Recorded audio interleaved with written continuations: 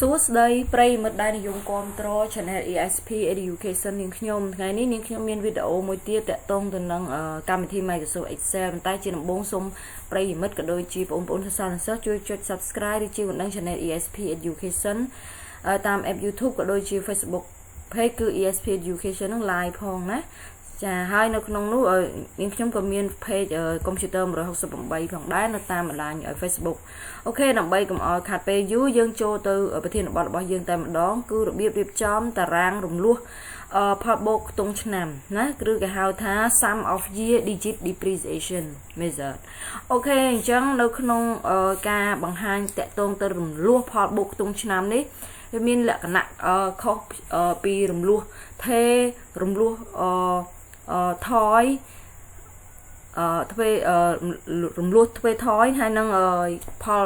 លបូកផលិតកម្មណាតកតងទៅនឹងសកម្មភាពផលិតកម្មផ្សេងអូខេអញ្ចឹងយើងចូលទៅក្នុងការបង្ហាញតែម្ដងសូមឲ្យប្រិយមិត្តរៀបចំតារាងបែបនេះហើយគឺ Excel ណាឈ្មោះក្រុមហ៊ុនយើងមករំលោះយើងបាច់បង្ហាញតកតងរំលោះខ្ញុំក៏ធ្វើការបង្ហាញក្រែងលោផ្លេចណាអក្សរកាត់វា SYD គឺ sum of year digit អូខេអញ្ចឹងយើងមានថ្លៃដើមសរុបតាក់ទងនឹង plan equipment យើងទិញទ្រព្យសកម្មរយៈពេលវាទីសម្ភារៈកាលឡាយអញ្ចឹងមានម៉ានឬអីម៉ានអញ្ចឹងយើងកាត់ត្រាមកហើយនេះ residual value គឺមានតម្លៃ$5000មានន័យថាក្រោយពេលយើងប្រើប្រាស់រយៈពេលដែលវាបានកំណត់នៅក្នុងការសិក្សារបស់យើងហើយចុងវគ្គបំផុតគឺយើងនៅសល់ទ្រព្យសកម្មនោះរយៈពេលវែងនោះហើយយើងអាចលក់វាបាននៅក្នុងតម្លៃដែលយើងប៉ាន់ប្រមាណគឺប្រមាណជា$5000ហើយយើងសន្មត total useful life នេះគឺជារយៈពេលប្រើប្រាស់សរុបណាអញ្ចឹងក្រោយពេល5ឆ្នាំនឹងបានបញ្ចប់រួចរាល់គឺយើងអាចលក់ក្នុងទ្រព្យសកម្មរយៈពេលវែងនោះក្នុងតម្លៃ$5000ចំពោះតម្លៃរំលោះគឺយើងមានរូបមន្តណា30000ហើយ sum of year digit rate នេះក៏យើងមានរូបមន្តផងដែរអូខេហើយមួយឆ្នាំយើងសន្មត365ថ្ងៃហើយយើងធ្វើការសិក្សាគិតតាមឆ្នាំសារពើពន្ធគឺមួយឆ្នាំម្ដងហ្នឹងទៅណាប៉ុន្តែការសិក្សានៅក្នុងការអនុវត្តរបស់ក្រុមហ៊ុនជាក់ស្ដែងគឺគេគិតជាខែណាប៉ុន្តែមិនគេធ្វើរបាយការណ៍រ៉ាំធុគិតជាឆ្នាំទៅផលបូករាល់ឆ្នាំទៅណាអូខេអត់មានបញ្ហាអីទេអញ្ចឹងនឹងខ្ញុំនឹងធ្វើការបង្ហាញប្រិយមិត្តក្នុងការរៀបចំតារាងក៏ដូចជារបៀបក្នុងការគណនារំលោះបែប sum of year digit ណាគឺផលបូកខ្ទង់ឆ្នាំហើយយើងរៀបចំតារាងដាក់ total ចឹងមកអញ្ចឹងខ្ញុំសូមធ្វើការបង្ហាញតាមរយៈសមត្ថកម្មដែលបានបង្ហាញអញ្ចឹងសន្មតថាក្រុមហ៊ុនយើងបានទិញឧបករណ៍ឬក៏សម្ភារៈមួយតម្លៃ$35000ហើយតម្លៃកាកសំណល់គឺ$5000ក្រោយពេលប្រើប្រាស់ហើយរយៈពេលប្រើប្រាស់5ឆ្នាំណាអញ្ចឹងក្រោយពេល5ឆ្នាំចប់គឺយើងលក់វាបានក្នុងតម្លៃ$5000អូខេអញ្ចឹងអ្វីដែលយើងអាចធ្វើទៅបានទី1គឺយើងរៀបចំតារាងគឺមានតារាងទី1អញ្ចឹងមកតារាងទី2បញ្ជាក់ឆ្នាំទី1ទី2ទី3អញ្ចឹងរហូតដល់5ឆ្នាំព្រោះការប្រើប្រាស់យើងមាន5អូខេអញ្ចឹង fiscal year គឺ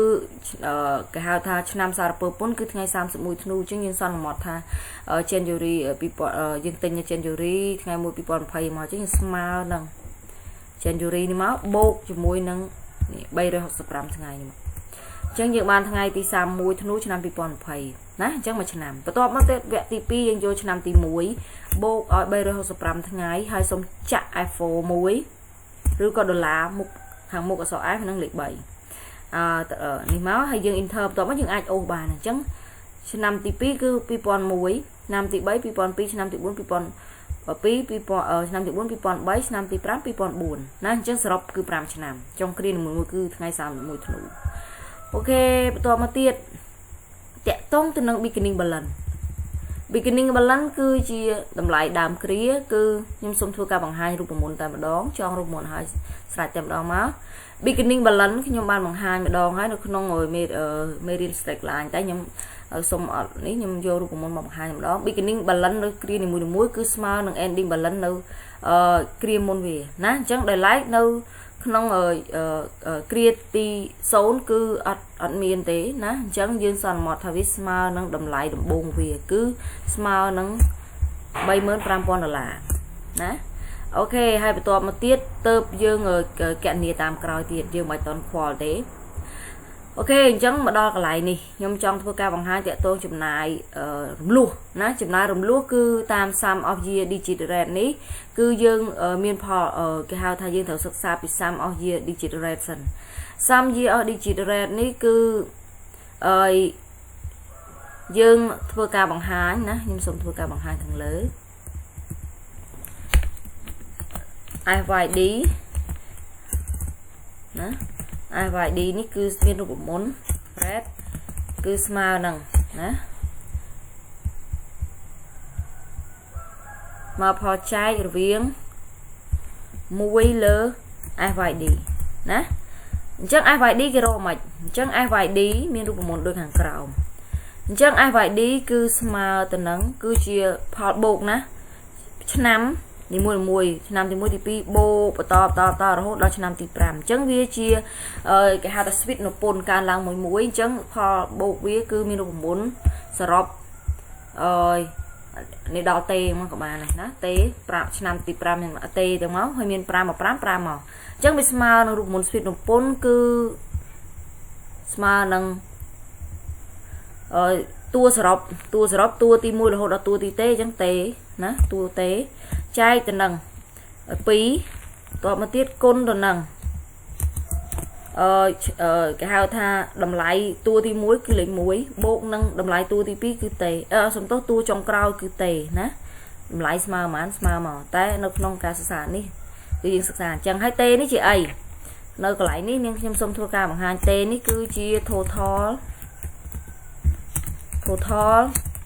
useful life ណា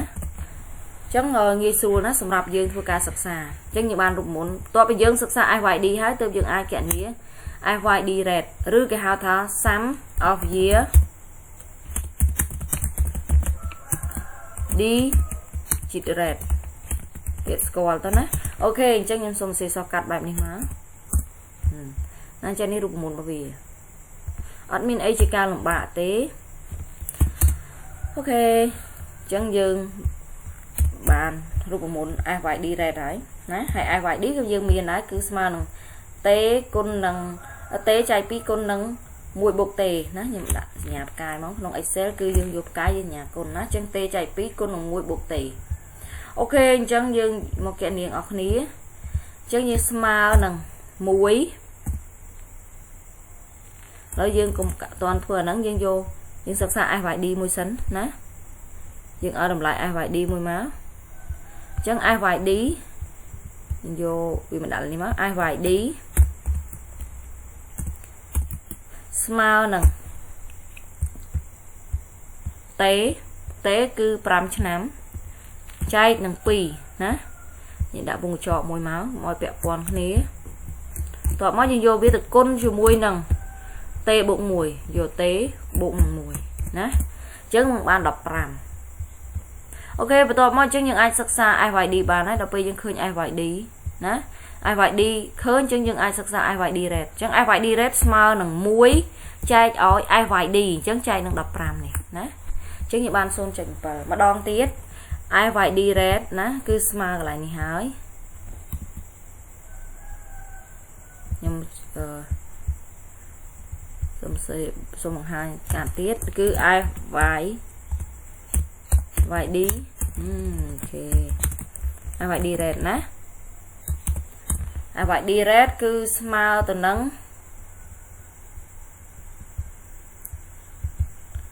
កន្លែងនេះបាំងអូខេអញ្ចឹងបាច់នេះទេខ្ញុំសូមបាច់បង្ហាញនេះទេណាអញ្ចឹងកន្លែងនេះគឺ sum of year rate នេះគឺ SYD ណាអូខេអញ្ចឹងយើងស្មើទៅនឹងនេះដូចខ្ញុំបានបង្ហាញកន្លែងនេះគឺ SYD rate ស្មើនឹង1លើ SYD គឺស្មើតេចែក2គុណនឹង1បូកតេអញ្ចឹងSYD តេ5ណាគឺ5ចែកនឹង2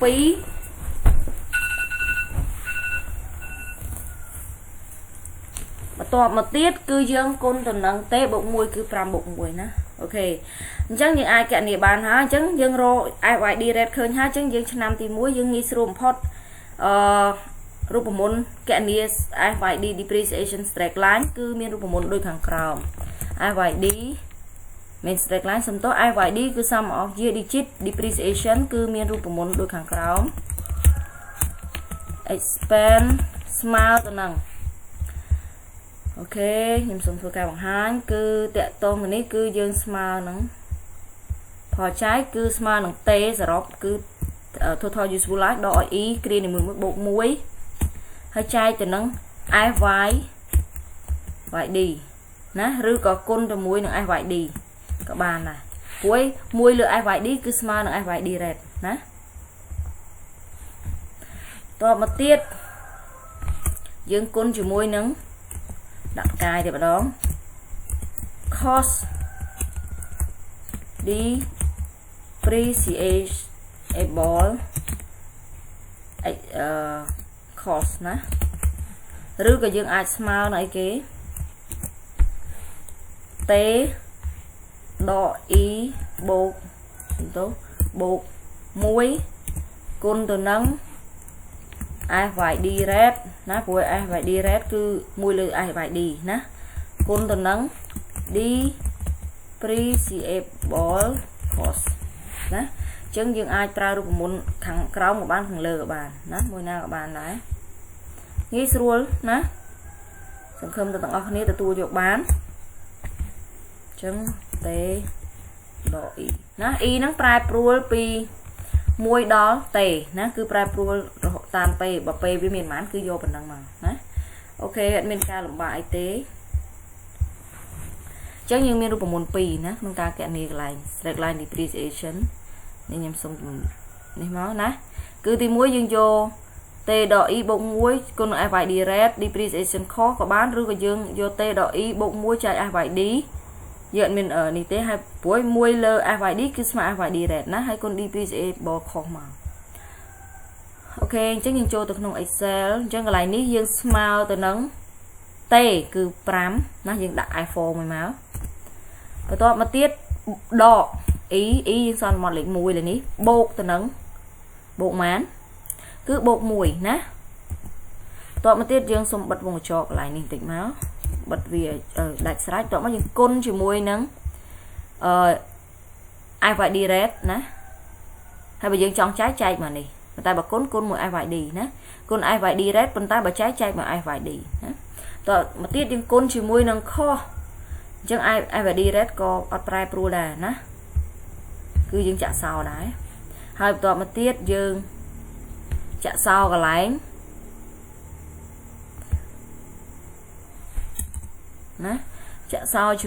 នឹងតម្លៃ depreciable cost ផងអូខេអញ្ចឹង depreciable cost យើងមានរូបមន្តមិនមក depreciable cost យើងគឺមានរូបមន្តដូចខាងក្រោមណាខ្ញុំសូមធ្វើការបង្ហាញឯណាទេអូខេបាន copy បង្ហាញទេអញ្ចឹង depreciable cost depreciable cost ស្មើនឹង cost ដក residual value ណាអញ្ចឹងតម្លៃកាកសម្លៃសរុបរបស់វាពេលទិញដកនឹងតម្លៃកាកសំណល់អញ្ចឹង depreciable cost ស្មើនឹង total cost ឬក៏ cost តម្លៃដើម 35,000 ដកនឹងតម្លៃកាកសំណល់ $5,000 ណាអញ្ចឹង 35,000 ដកនឹង 5,000 សល់ 30,000 អញ្ចឹងខ្ញុំសូមធ្វើការបង្ហាញកន្លែង depreciable cost ម្ដង depreciation expense ម្ដងទៀតណាអញ្ចឹងយើងស្មើទៅនឹងបើចោលមើលតេគឺ5ឆ្នាំចាក់សោមួយ I4 ដាក់ដុល្លារដកនឹង e កន្លែង number នេះ1បូកនឹង1បិទមកវិញមកគុណនឹង SYD rate គឺ 0.07 នេះណា SYD rate ហើយប្រសិនបើយើងចង់ចែកគឺយើងចែកមួយ SYD អញ្ចឹងឥឡូវខ្ញុំគុណជាមួយនឹង SYD rate ណាអូខេខ្ញុំចាក់សោមួយមកតបមកខ្ញុំគុណជាមួយនឹង depreciable cost ណាចាក់សោមួយទៀតអញ្ចឹងខ្ញុំអាចទាញមកបានអញ្ចឹងយើងប្រែប្រួល e ពី1ដល់5ណាអញ្ចឹងកន្លែងនេះអ្នកនរគ្នាឃើញកន្លែងនេះវាចូលដល់ a 13ណាអញ្ចឹងលេខ5ណាថេទាំងអស់អូខេអញ្ចឹងយើងអាចសិក្សាបានយ៉ាងងាយតបមក cumulative depreciation យើងដឹងហើយ cumulative depreciation គឺស្មើទៅនឹង គ្រាទី 1e ស្មើនឹង cumulative depreciation expense គ្រាមុនបូកនឹងគ្រាដែលគាត់កំពុងធ្វើចំណាយ depreciation រំលោះក្នុងឆ្នាំហ្នឹងប៉ុន្តែសន្មត cumulative depreciation គឺបង្គោលឆ្នាំទី0គឺស្មើ0អញ្ចឹងនៅឆ្នាំទី1អញ្ចឹង depreciation ស្មើនឹងចំណាយរំលោះឆ្នាំហ្នឹងបូកនឹង0ណាអញ្ចឹងស្មើ 10000 ដល់ពេលឆ្នាំទី2ស្មើនឹងគ្រាមុន cumulative depreciation ឆ្នាំមុនគឺឆ្នាំទី1បូកនឹងចំណាយរំលោះឆ្នាំហ្នឹងគឺ8000ទៀតអញ្ចឹងយើងបាន 18000 អញ្ចឹងយើងអាចទាញមកបានណាអូមកខ្វាច់ណាអូខេអញ្ចឹងអស់ 30000 ណាចំណាយសរុបគឺ 30000 ផលបូកវិញគឺ 30000 ទាំងអស់ហ្នឹងណាអូខេបន្ទាប់មកទៀត ending balance ជាអី ending balance រូបមន្តវាគឺ ending balance គឺសុំទៅលើវិញអូខេ ending balance គ្រា1គឺស្មើនឹង beginning គ្រាហ្នឹងដកជាមួយនឹងចំណាយក្នុងគ្រាហ្នឹងដែរចំណាយរំលោះគ្រាហ្នឹងណាអូខេអញ្ចឹង beginning balance នៅឆ្នាំទី ending balance នៅឆ្នាំទី1ស្មើនឹង beginning balance សមតុល្យដើមគ្រាឆ្នាំទី1ដកឲ្យចំណាយក្នុងឆ្នាំគឺឆ្នាំហ្នឹងគឺ 10000 គឺស្មើនឹង 25000 តបមកទៀតរក beginning balance នៅគ្រាបន្ទាប់ beginning balance នៅគ្រាបន្ទាប់គឺមានរូបមន្តដូចខាងក្រោមដែរ beginning balance គឺគ្រា beginning សំទោស beginning balance គ្រាទីគ្រា e ណាមួយគឺស្មើនឹង ending balance នៅមុនគ្រាវាមុនណាអូខេអញ្ចឹង ending នៅគ្រាមុនប៉ុន្តែជា beginning នៅគ្រាបន្ទាប់មានន័យថា ending balance គ្រាទី1ជា beginning នៅក្នុងគ្រាទី2ណាអញ្ចឹងនៅកន្លែងនេះ ending balance វានេះគ្រាទី1នេះខ្លាចទៅជា beginning របស់គ្រាទី2ហើយដល់ពេលអញ្ចឹងយើងអាចដល់ពេល ending យើងអូសរូបមន្តមកដោយសារយើងចងហើយ ending វាស្មើនឹង beginning គ្រាហ្នឹងដកនឹងចំណាយ depreciation គ្រាហ្នឹងអញ្ចឹងយើងស្មើនឹង 25000 ដក $8000 អញ្ចឹងយើងសល់ 17000 ណាម្ដងទៀត $25000 ដកនឹង 8000 សល់ 17000 ហើយយើងអាចទាញវាបានហើយផ្សាររូបមន្តយើងចងស្រេចហើយដល់ពេលចុងគ្រាទី2នៅសល់ 17000 ជាង 17000 នៅគ្រាទី3ជា beginning វិញហើយបន្ទាប់មកដកចំណាយរំលោះ 6000 វានៅសល់ 11000 ណាដល់ពេល cumulative depreciation គឺគ្រាទី1យករំលោះចំណាយរំលោះឆ្នាំទី1បូក0ប៉ុន្តែឆ្នាំទី2យកឆ្នាំបង្គោលឆ្នាំទី1បូកនឹងចំណាក់សំទោសបង្គោលរំលោះឆ្នាំទី2ស្មើនឹងរំលោះក្នុងឆ្នាំទី2បូកនឹង cumulative នៅក្នុងឆ្នាំទី1ណាយើងគិតមកថាមកដល់ឆ្នាំទី2សរុបរំលោះប្រមាណអញ្ចឹង 10000 បូក 8000 វាស្មើ 18000 ឬក៏យើងយកបង្គោលឆ្នាំទី1បូកនឹងចំណាយឆ្នាំទី2អញ្ចឹងយើងអាចរកបង្គោលឆ្នាំទី2ឃើញហើយដល់បង្គោលចំណាយឆ្នាំទី3គឺស្មើនឹងបង្គោលឆ្នាំទី2បូកនឹងចំណាយរំលោះក្នុងឆ្នាំទី3ណាអញ្ចឹង 1000 សំទោស 10000 បូក 8000 បូក 6000 គឺស្មើ 24000 ណាមានន័យថាឆ្នាំទី1រហូតដល់ឆ្នាំទី3យើងចំណាយរំលោះសរុបគឺអស់ 24000 ហើយណាអូខេហើយកន្លែងនេះឃើញ 5000 មូលហេតុអីណាកន្លែងនេះខ្ញុំសូមធ្វើការបង្ហាញអញ្ចឹងកន្លែងនេះឃើញ 5000 ដោយសារតែតម្លៃកាកសំណល់ហើយកន្លែងនេះក៏សល់ 5000 អត់សល់0ទេណាពីព្រោះអីយើងតម្លៃកាកសំណល់យើងនៅចុងគ្រាឆ្នាំទី3គឺនៅសល់ $5000 ណាសូមបញ្ជាក់ណាអូខេហើយប្រសិនបើប្រិយមិត្តមានចម្ងល់អ្វីតាក់ទងទៅនឹងការបង្កើតតារាងក៏ដូចជារូបមន្តសំទោស SYD គឺផលបូកឆ្នាំផលបូកក្នុងឆ្នាំនេះអ្នកនរគ្នាអាច comment ឬក៏ឆាតសួរតាម Facebook page ESP Education ក៏បានឬក៏ Computer 168ក៏បានដែរឬក៏តាម app YouTube ESP Education ណាដើម្បីទទួលបានវីដេអូថ្មីៗក៏ដូចជាចំណេះដឹងហើយអាច comment វីដេអូឬក៏ចង់ចេះពីអីអាចសួរមកខ្ញុំបានណាអូខេហើយនាងខ្ញុំអាចបង្ហាញអ្នកនរគ្នាបានតាក់ទងទៅនឹងជំនាញអង់គ្លេសកុំព្យូទ័រគណិតវិទ្យាគណនេយ្យតាមដែលអាចធ្វើទៅបានប្រសិនបើនាងខ្ញុំមានចន្លោះខ្វះខាតនាងខ្ញុំនឹងធ្វើការស្រាវជ្រាវកែលម្អដើម្បីស្ថាបនាក៏ដូចជាចែករំលែកចំណេះដឹងហើយកុំភ្លេចជួយចុច Subscribe ESP Education Channel នាងខ្ញុំតាមរយៈ app YouTube ក៏ដូចជា Live Page Facebook នាងខ្ញុំផងសូមអរគុណចំពោះការតាមដាននិងសូមអភ័យទោសរកកំហុសឆ្គងជូនពរសំណាងល្អជួបគ្នាវគ្គក្រោយណាអូខេបាយបាយ